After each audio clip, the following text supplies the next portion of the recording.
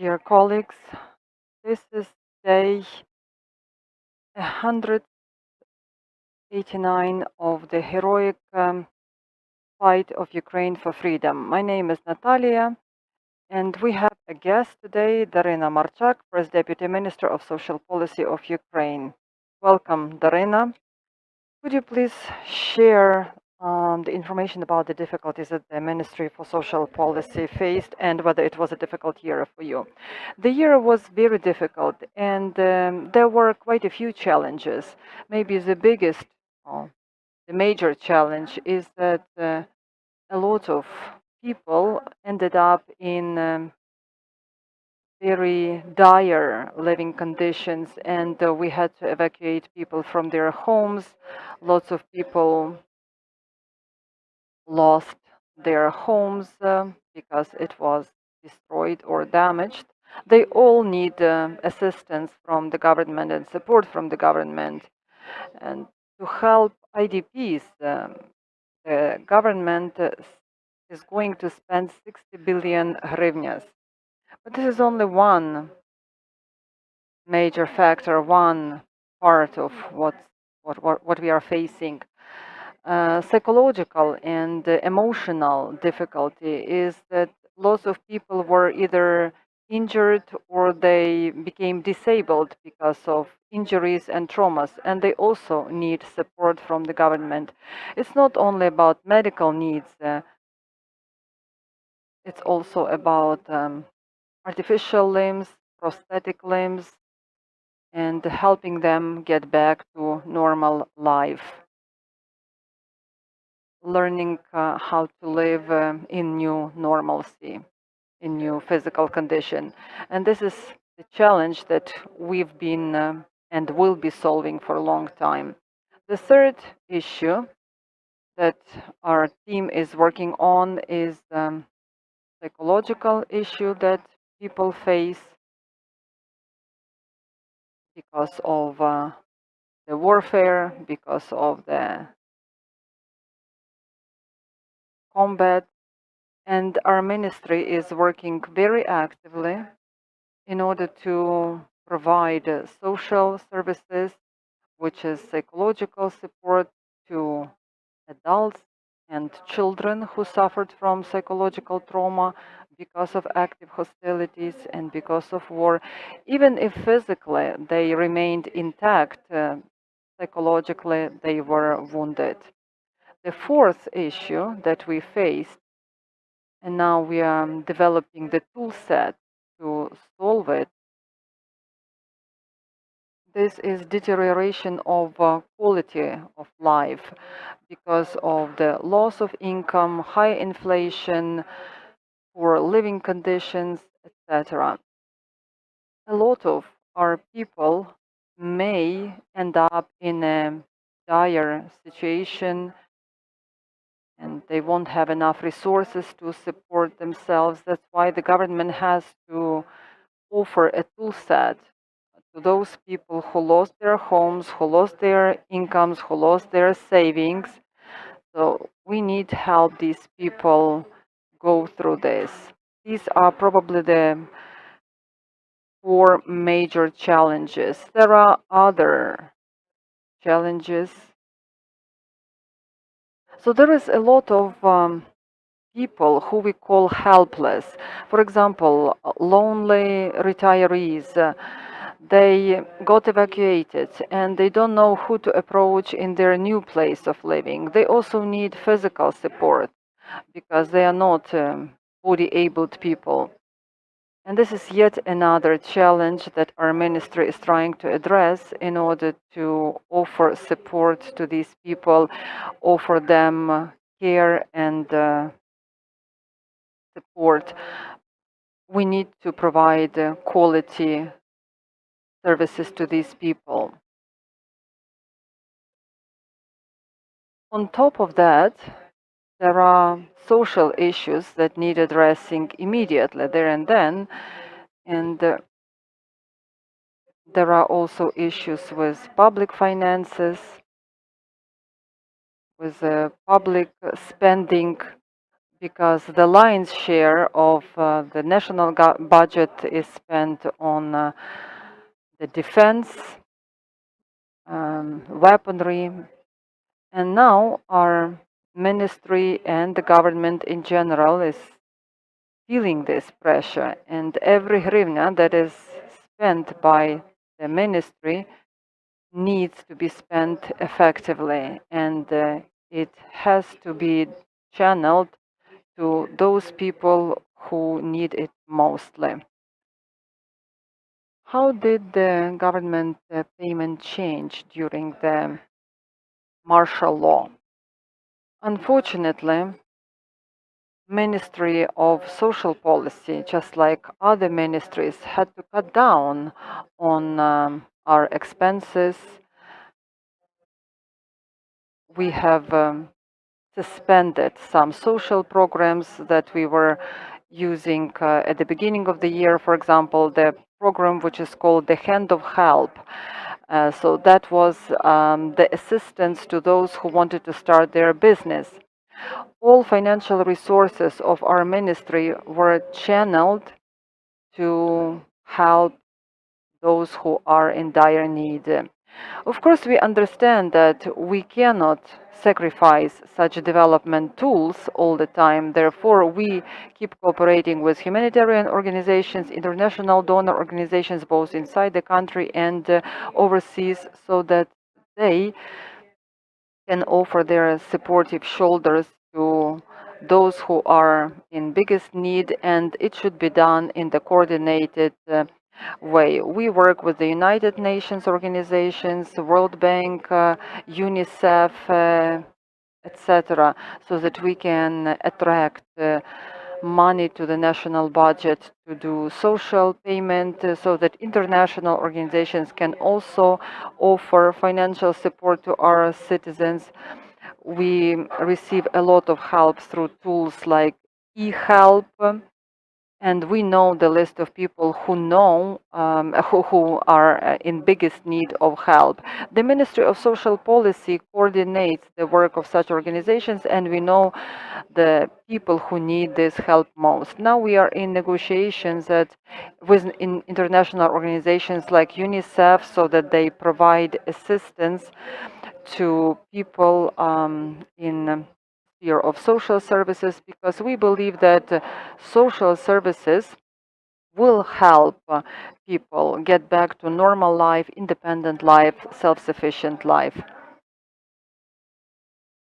Financial problems, financial resources are taken both from national budget and from international organizations that try to cover the needs that are of the highest priority. Could you please tell us about the payment of welfare benefits to Ukrainians?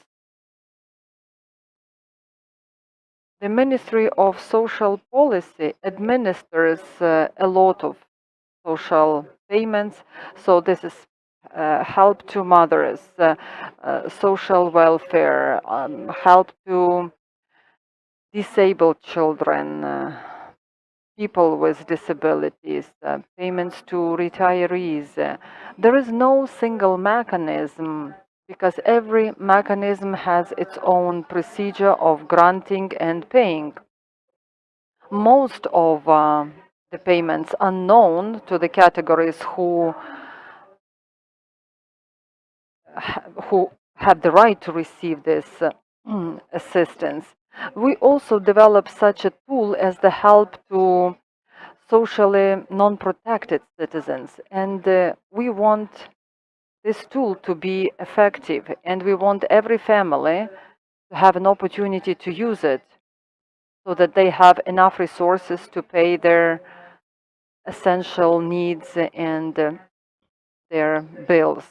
Therefore, we are developing this tool, the help to assistance to socially unprotected citizens, unprivileged citizens. We want to have the tool that would measure the level of income. If it is below the threshold, then this family has the right to approach the government, and the government will cover the difference. And it definitely has to be higher than the limit that was established by the government. And we hope that this assistance will be given to more than 1 million of households, families, not including pensioners, who are a separate category and who will also have access to this tool. But this tool is going to be launched in 2023, provided our MPs vote for it. What is the situation with the payment of benefits in the occupied territories where there are active hostilities?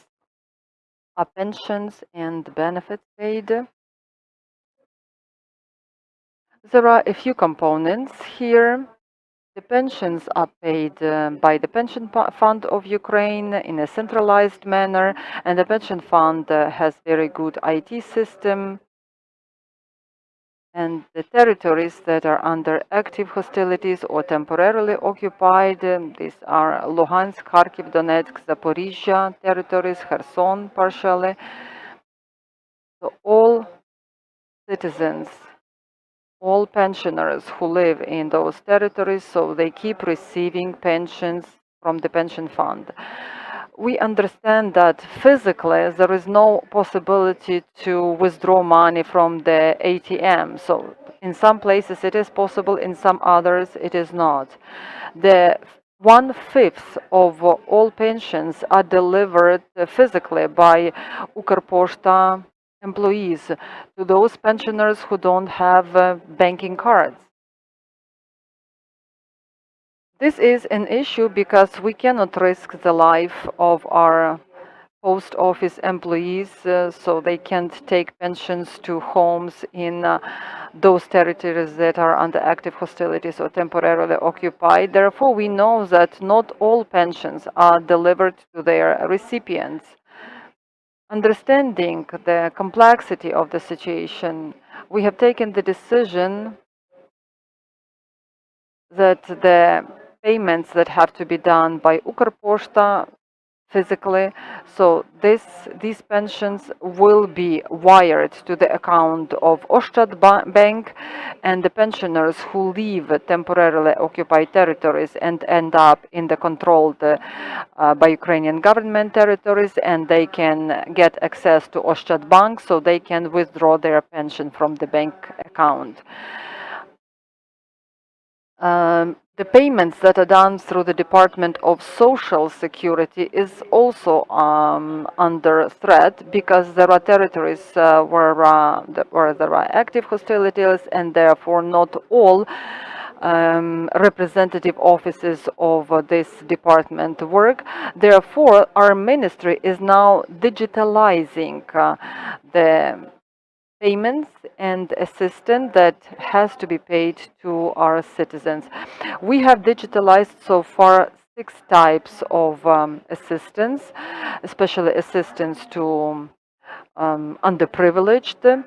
That will expedite the payment process, but nevertheless, all payments, either it's cash payment or be it bank card payment, it can only be done at the territory where the pensioners reside if there is access to infrastructure. If there is no access to infrastructure due to security reasons, the Ukrainian government cannot provide these payments. Our request would be that the pensioners and citizens who receive assistance from the government, they need to move to the territories under control of Ukrainian government, stay here and receive their assistance.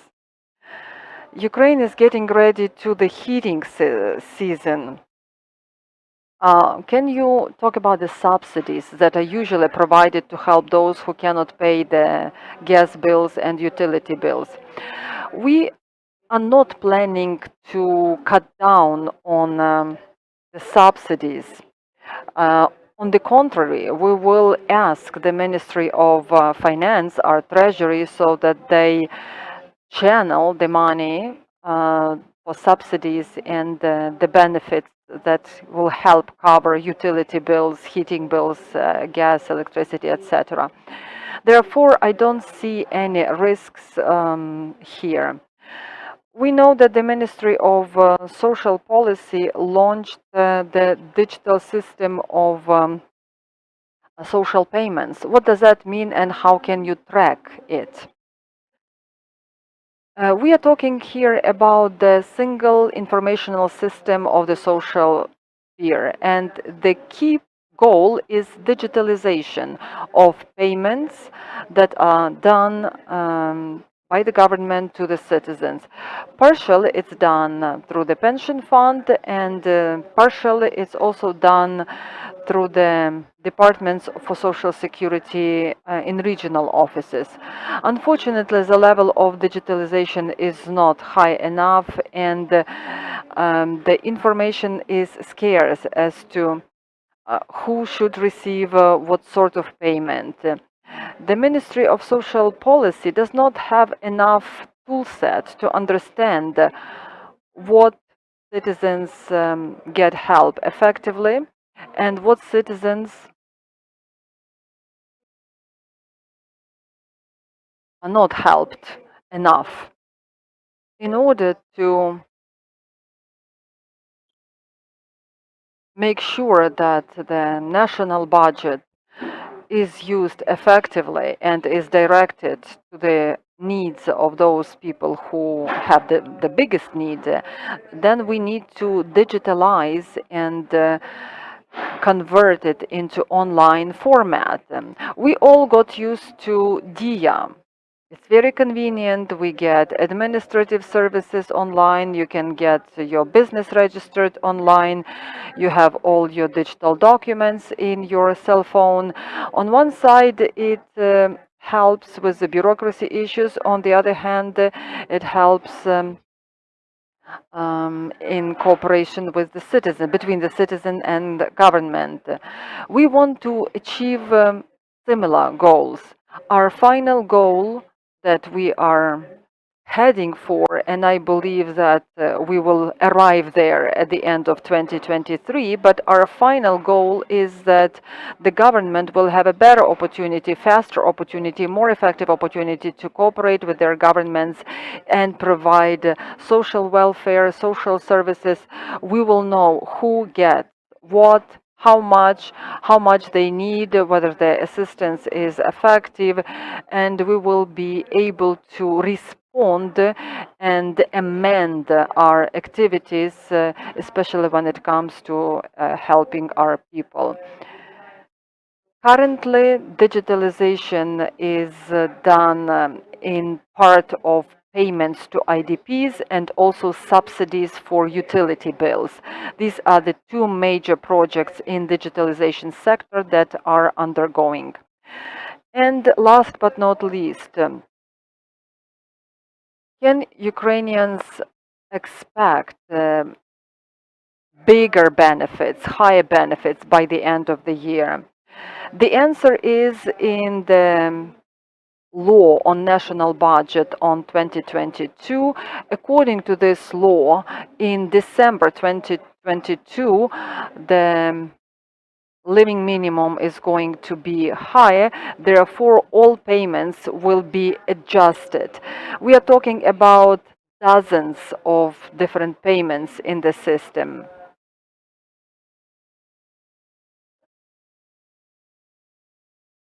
After the living minimum is raised in December 2022, correspondingly, at least the payments to the citizens will go up at least by 5%. Thank you very much. Our guest was Daryna Marchak, First Deputy Minister of Social Policy of Ukraine. We will meet soon and we will be talking about state agrarian